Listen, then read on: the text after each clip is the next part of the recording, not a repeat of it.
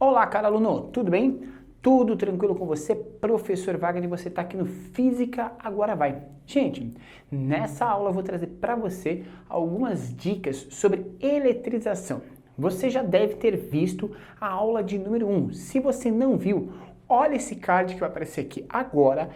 Clica nessa aula, porque você vai ver em primeira mão a aula de número 1, onde a gente falou de eletrização, processo de eletrização, como que é possível quantizar as cargas elétricas e mais, gente, e muito mais. Você pode pensar na possibilidade de eletrização dessas cargas pensando nos modelos de eletrização. E a gente falou nessa primeira aula sobre a eletrização por atrito e a eletrização por contato. Nessa aula que você está comigo aqui agora, a gente vai falar de outro processo de eletrização que é muito importante, a eletrização por indução. Gente, como funciona a eletrização por indução e qual que é a diferença dela para outros processos de eletrização? É isso que eu vou trabalhar com você aqui hoje, beleza? Gente, a eletrização por indução acontece quando nós temos a seguinte situação ocorrendo. Presta bem atenção que você jamais vai esquecer. A gente tem um corpo extremamente eletrizado. Então eu coloquei aqui uma barra extremamente eletrizada, ou seja, ela está completamente carregada com cargas positivas. Lembrando, para tudo, gente, quando um corpo está eletrizado positivamente, não significa que isso sejam prótons. Calma! Quando um corpo está eletrizado positivamente, quer dizer que foram retirados os elétrons desse corpo, e aí você tem uma sobrecarga de cargas positivas, de valores positivos, certo? Então, o que nós temos aqui é a falta de elétrons. Logo, quando esse corpo extremamente eletrizado se aproxima de um outro corpo que é neutro, pausa de novo. Corpo neutro entenda como um corpo que tem a mesma quantidade de cargas positivas e cargas negativas, beleza?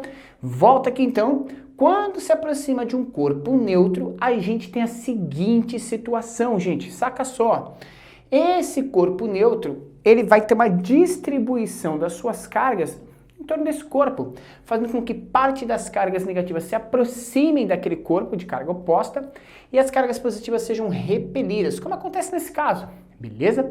Só que essa eletrização é dita eletrização espontânea, porém momentânea, ou seja, assim que esse corpo é retirado daqui, esse sistema provavelmente voltaria ao normal. Voltaria. Por quê? Porque se eu ligar aqui um aterramento, eu consigo criar um canal de fuga para essas cargas positivas.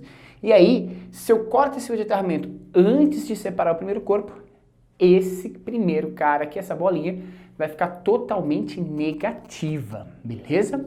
Professor, mas o processo de eletrização por indução, ele serve para alguma coisa? Serve, gente.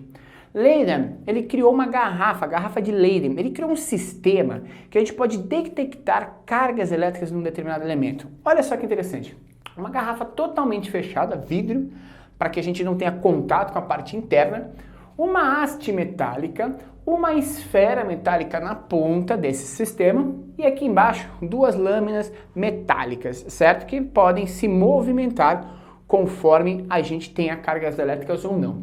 Gente, o que acontece? Se eu aproximar esse cara aqui, ou colocar ele em contato com algo que tenha cargas elétricas, ele vai ficar eletrizado. Vamos supor que essa esfera ficou eletrizada positivamente. Se ela ficar eletrizada positivamente, ela vai afastar as cargas negativas, certo? E as cargas negativas vão para o outro extremo desse sistema. Logo, nesse elemento que você tem as duas lâminas, chegou cargas negativas por repulsão, eles vão começar a se afastar. E aí, esse afastamento das lâminas permitirá a gente entender que a gente tem cargas elétricas nesse sistema. Olha que bacana! Então, só a movimentação dessas lâminas já permite você saber se tem cargas elétricas ou não no sistema. É uma aplicação direta de eletrização por indução. Aproveitando um pouco do que a gente está falando de eletrização, quero te trazer um ponto importante, um ponto chave para o seu conhecimento, o poder das pontas. Gente, o que é ou por que a gente chama esse elemento de poder das pontas? Saca só, quando a gente tem cargas elétricas, a gente tem dois elementos importantíssimos. Primeiro, Perceba que a gente sempre representa as cargas elétricas na superfície da matéria, ou seja, as cargas elétricas elas não adentram a matéria, sempre ficarão na sua superfície. Segundo ponto importante, gente, quando a gente representa um corpo esférico, as cargas ficam igualmente distribuídas nesse corpo, mas se eu tenho uma ponta, as cargas elas vão começar, por repulsão, a se concentrar em uma dessas pontes, como um canal de fuga, certo? E isso faz com que a gente tenha um excesso de carga nessa pontinha. Esse excesso de carga na ponta faz com que toda a transição de cargas que possa acontecer, acontece exatamente nessa ponta. Por isso, é tão perigoso você ficar embaixo de um guarda-sol ou embaixo de uma árvore quando você está armando um temporal. Porque as nuvens carregadas eletricamente, elas vão querer descarregar essas cargas, elas vão procurar sempre um ponto mais próximo da Terra, onde você tem um excesso de cargas. E normalmente, esses pontos são pontas, pontiagudos, como por exemplo, árvores bem altas, ou o guarda-sol, que é metálico, está conectado à Terra e tem uma ponta expressiva. Aí a gente percebe o funcionamento dos para-raios. Um para-raio, na verdade, ele é um atrai-raio. Sim, ele faz com que o raio seja atraído para ele, porque ele é formado por pontas, é colocado na parte superior dos edifícios. Isso faz com que o raio passe sobre ele. Esse sistema tem um aterramento, ou seja, ligado a um fio terra, que é uma haste metálica que vai estar enterrada no solo. Isso faz com que toda a carga sendo descarregada para a terra não tenha risco nenhum para as pessoas que estão próximas ali. Então é interessante, certo? Fica a dica aí para você. Gente, essa é a nossa aula de eletrostática e é onde a gente falou então sobre eletrização por indução. Se você curtiu esse vídeo, se esse vídeo fez a diferença nos seus estudos, deixa aquele like maroto pra gente e não deixe de se inscrever no nosso canal. É muito importante que a nossa comunidade aumente e cresça, beleza? Se você quiser deixar nos comentários sugestões de vídeos para a gente fazer para você, deixa aí. A gente vai ler cada um dos comentários e vamos gravar novos vídeos para você. Terceira coisa, gente, tem um sininho aqui embaixo.